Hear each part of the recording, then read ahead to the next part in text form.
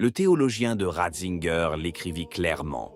Ignorance ou mauvaise foi, 4 mots qui constituent une accusation. Et le même jour, Léon XIV nomma évêque celui qui avait dénoncé Strickland.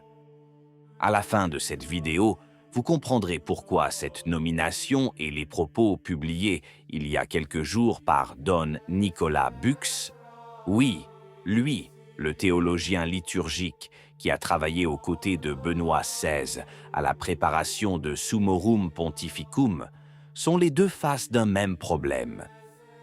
Commençons par les faits. Le 1er mai 2026, le cardinal Christophe Pierre, nonce apostolique aux États-Unis, a annoncé la nomination officielle du père John Jairo Gomez comme évêque élu du diocèse de Laredo, au Texas. Léon XIV a accepté la démission de l'évêque sortant James Tamayo et a choisi Gomez comme successeur.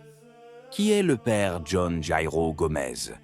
De 2015 à 2023, Gomez était le vicaire général du diocèse de Tyler, le diocèse de l'évêque Joseph Strickland.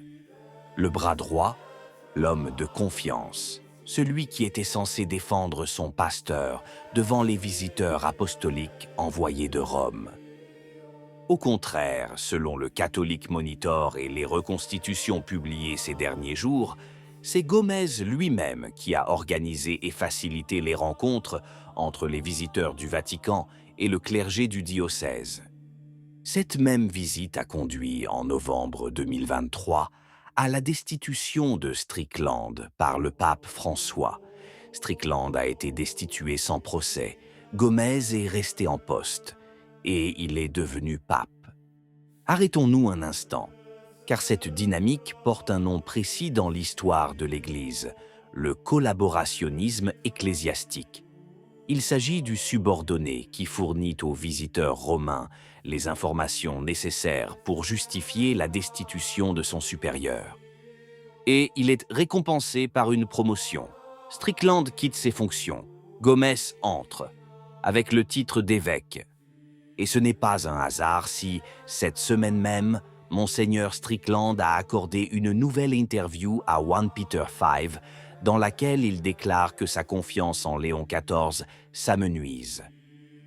Il l'a dit avec le calme de celui qui a déjà payé le prix. Il a désigné les nominations épiscopales comme le signe le plus clair de la direction prise par ce pontificat.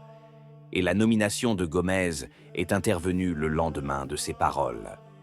Pour comprendre qui est Don Nicolas Bux et pourquoi ses paroles sont si importantes, il convient de s'intéresser à son travail. Don Nicolas Bux est l'un des plus grands spécialistes mondiaux de théologie liturgique. Pendant des années, il a collaboré avec Joseph Ratzinger, d'abord comme préfet de la Congrégation pour la doctrine de la foi, puis comme Benoît XVI. Il a contribué à la préparation du Summorum Pontificum en 2006. Son autorité en matière de liturgie et d'œcuménisme est incontestable, même parmi ceux qui ne partagent pas ses opinions. Le 28 avril 2026, Don Nicolas Bux publia sur messainlatino.it et Stylum Curia un article qui suscita un vif intérêt dans le monde traditionnaliste. Son titre était « La bénédiction de l'évêque au Vatican, ignorance ou mauvaise foi ». Le point litigieux, la visite à Rome de l'archevêque anglicane, Sarah Mullally, et le moment où elle a béni le tombeau de Saint-Pierre. Lors de cette visite, Monseigneur Flavio Paz, secrétaire du dicaster pour la promotion de l'unité des chrétiens, a fait le signe de croix pendant que Mullally bénissait.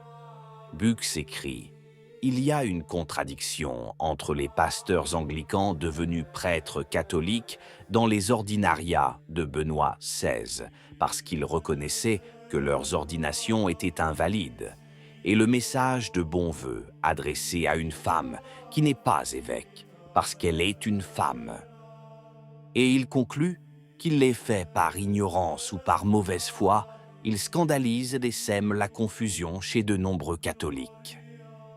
Bux n'est pas un polémiste, c'est un théologien formé à l'école de Ratzinger. Lorsqu'il emploie l'expression « mauvaise foi », une expression très dure dans le langage ecclésiastique, il soulève une question précise. S'il ne s'agit pas d'incompétence, il s'agit d'un choix délibéré. Et ce choix concerne directement Léon XIV et son entourage. Mais les gros titres n'ont pas révélé un élément important. La nomination de Gomez et les propos de Bux ne sont pas des cas isolés. Ce sont là les symptômes d'une tendance que les traditionalistes observent depuis des mois. La dynamique du Lion XIV se résume en une formule simple. Ceux qui se plient aux règles sont promus, ceux qui résistent sont ignorés ou écartés. Gomez s'était rangé du côté des visiteurs du Vatican contre son évêque. Résultat, il fut nommé évêque de Laredo. Strickland, quant à lui, avait défendu la doctrine catholique, contesté les restrictions imposées à la messe traditionnelle et s'était exprimé sans crainte. Résultat, destitué sans procès du diocèse qui fournit désormais le nouvel évêque récompensé par Léon XIV. Sur le plan liturgique, le schéma se répète.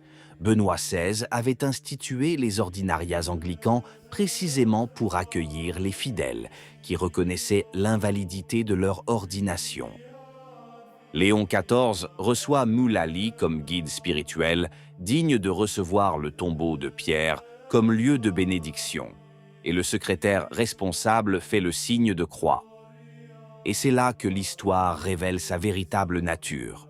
Il ne s'agit pas d'une naïveté diplomatique, mais d'une vision théologique cohérente, où la frontière entre une ordination valide et une ordination invalide, entre fidélité et trahison, tend à s'estomper. Et Don Nicolas Bux, le théologien de Ratzinger, le dit haut et fort, alors que presque aucun cardinal n'ose le faire. Mais la fidélité ne se mesure pas aux promotions ecclésiastiques. Elle se mesure à la constance dans le temps. Strickland a été démis de ses fonctions, mais les fidèles se souviennent de lui comme de leur pasteur. Bux a écrit « L'ignorance ou la mauvaise foi », et le monde traditionnaliste l'a lu et partagé. L'enseignement informel des fidèles reste efficace. L'Église a traversé des pontificats difficiles, des évêques complaisants et des pasteurs trahis. Elle a toujours survécu, car la promesse du Christ ne dépend pas des nominations épiscopales. Mais les fidèles ont le droit de savoir, et cette chaîne existe à cette fin. Qu'en pensez-vous? Si la vidéo vous a plu, laissez un commentaire. Amen. Que Dieu vous bénisse.